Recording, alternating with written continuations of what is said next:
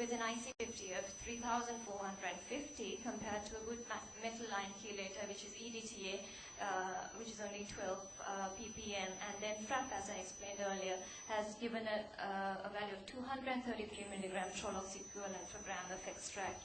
So with these results, we could conclude saying that the crude ethanolic bark extract of C. bonduc is moderate ACH inhibitory and antioxidant activity. So this is a preliminary screening test we have done. Therefore, the plant extract should be further subjected to bioassay guided isolation using more chromatographic techniques in finding more chemical entities which we could use in the treatment and management of Alzheimer's disease symptoms. I'm very glad to say this is the first report on ACH inhibitory activity of C. bonduc. These are the references, and the work is financially supported by the grant NRC 1200. Thank you. Thank you.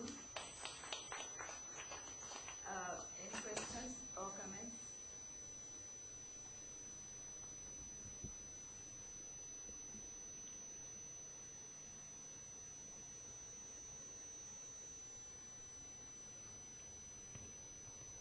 Take this as either as a comment or a stupid question.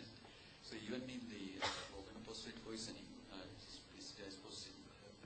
pesticide poisoning, the inhibition of acetylcholinesterase occurs.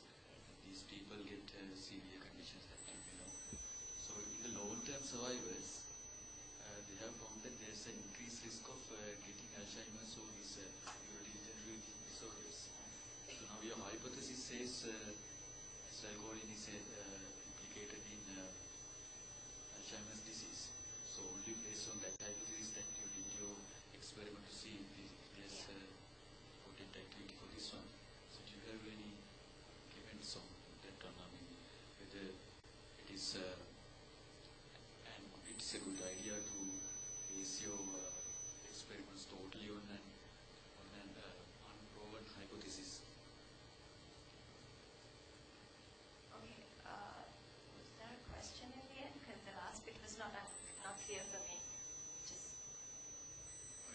Your experiments you based on a particular hypothesis, right? The cholinergic hypothesis. Yes. So has that been proven before? Yes. Now the list of drugs that I showed you, which is currently available in the market, those have been produced through the cholinergic hypothesis. Apart from cholinergic hypothesis, there's a beta amyloid hypothesis. There's mitochondrial hypothesis. But when it comes so far for the drug development, this is the hypothesis that they have mostly used. I mean, the basis of Alzheimer's, in most of the Alzheimer's disease patients, you see increased acetylcholine neurotransmitter. Yes, beta amyloid.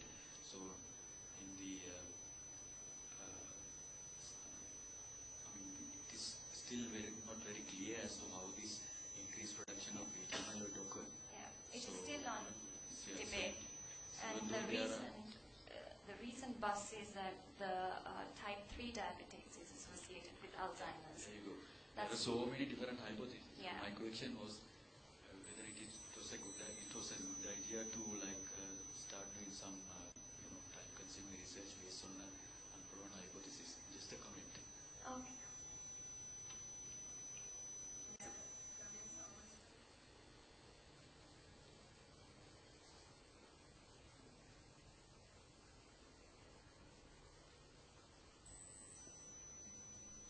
About the plant, is it a useful plant for use of food material or anything? No, it's a medicinal purpose. It's a medicinal purpose. Yeah. Is it very common in that area? In traditional medicine, yes. Kumburu. Any other side effects when you're using the diseases? In the traditional medicine system? No. It's been widely used in the treatment. Has it been reported by anybody else about this side? No. Nobody has done any toxic effects of the plant? If you take more, are they toxic or anything? No. As I mentioned, it's used mostly in the treatment of diabetics in Sri Lanka and in elephantiasis. But yes, no toxicity reports. This is a traditional content, yeah.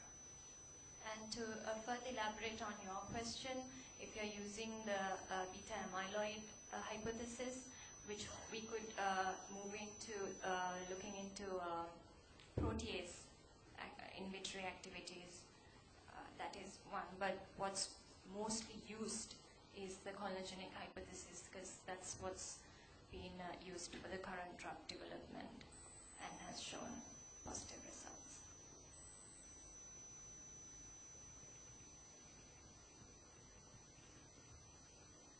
So what are you going to do now, further studies on this?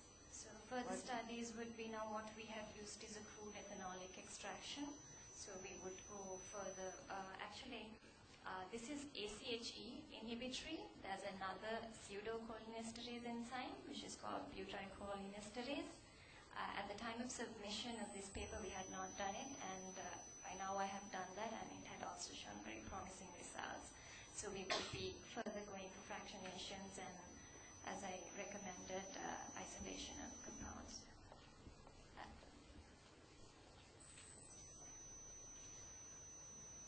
BCHE, butyrylcholinesterase, is the other cholinesterase enzyme which gets studied under this topic. So that is also, by now, we have done it. Sorry, sir? In managing Alzheimer's. Which one would be better? Combination of both. Combination of both is what's recommended now. BCHE is such a tricky one, but it's giving lovely results. So together, ACHE and BCHE results has given a good shot to get an idea of its cholinesterase inhibitory activity.